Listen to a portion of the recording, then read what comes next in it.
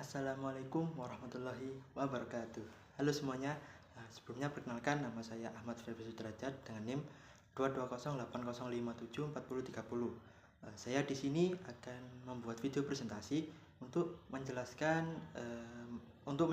tugas dari output mata kuliah Praktik Komunikasi Bisnis. Baik, langsung saja.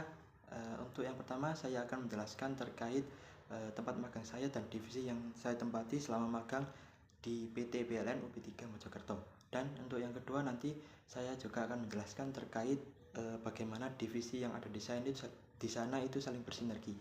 Baik, langsung saja. Untuk PT PLN UP3 Mojokerto adalah salah satu unit PLN yang bertugas menyediakan distribusi dan keandalan wilayah Mojokerto dan sekitarnya, yang berlokasi di Jalan RA Basuni nomor 67 Suko, Kota Mojokerto. PLN UP3 Mojokerto memiliki peran penting dalam memastikan pasokan listrik agar tetap stabil, menangani gangguan, serta menjawab kebutuhan masyarakat melalui berbagai kanal digital seperti aplikasi PLN Mobile.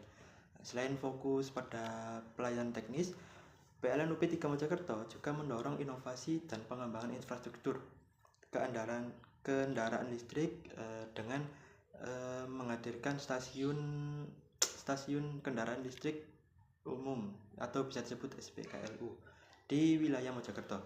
Perusahaan ini juga aktif menjalin sinergi dengan pemerintah daerah dan lembaga untuk mendukung pertumbuhan ekonomi serta memperluas akses energi ke masyarakat melalui program-program seperti P2TL atau bisa disebut penertiban pemakaian tenaga listrik, pemberian listrik gratis kepada warga yang kurang mampu, hingga pemangkasan pohon pengganggu jaringan.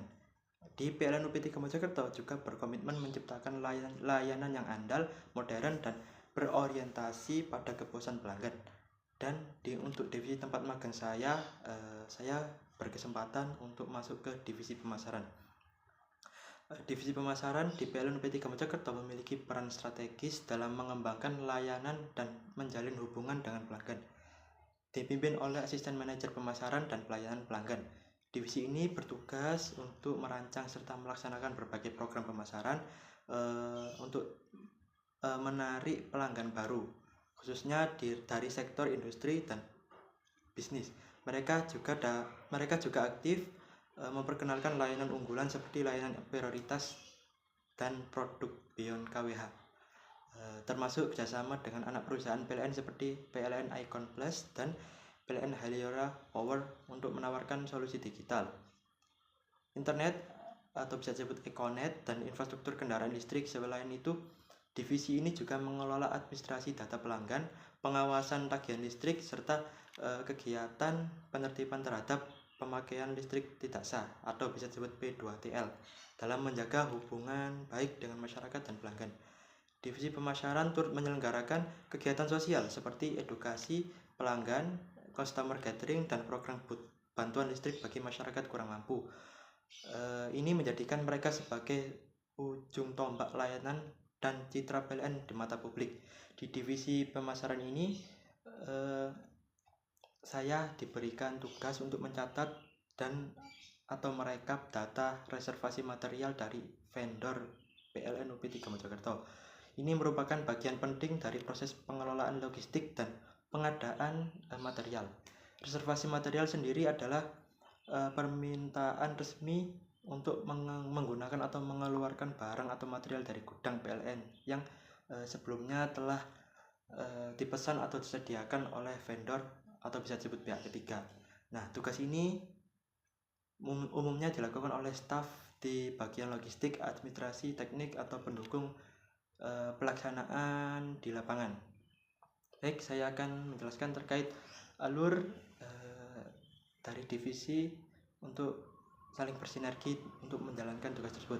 Yang pertama yaitu dari perencanaan kebutuhan material. Nah, PLN terlebih dahulu melakukan perencanaan teknis berdasarkan kebutuhan di lapangan, baik untuk membangun jaringan baru, pemeliharaan, atau pemasangan sambungan pelanggan. Dalam tahap ini, divisi perencanaan atau teknis menyusun daftar material yang dibutuhkan seperti tiang beton, KWH, meter, MCB, trafo, dan lain-lain.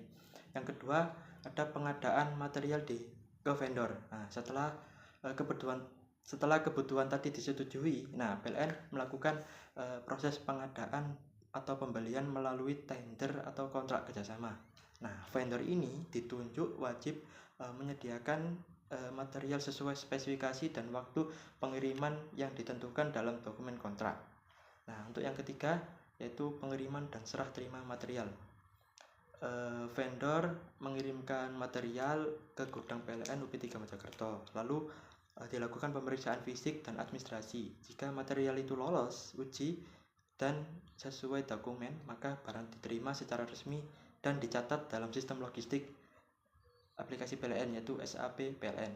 Lalu yang keempat langsung ke reservasi material. Nah, setelah masuk ke gudang, nah unit kerja teknis ini seperti WLP melakukan reservasi material untuk proyek tertentu. Nah, inilah tahap di mana saya mungkin terlibat saat magang, yaitu mencatat permintaan material dari vendor dan memastikan semua data sesuai seperti jumlah, jenis, lokasi, dan penggunaannya.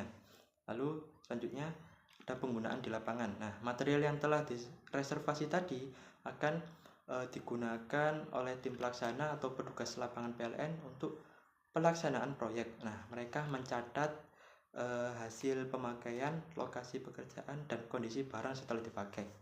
Nah, mungkin itu saja yang dapat saya sampaikan. Kurang lebihnya mohon maaf. Terima kasih. Assalamualaikum warahmatullahi wabarakatuh.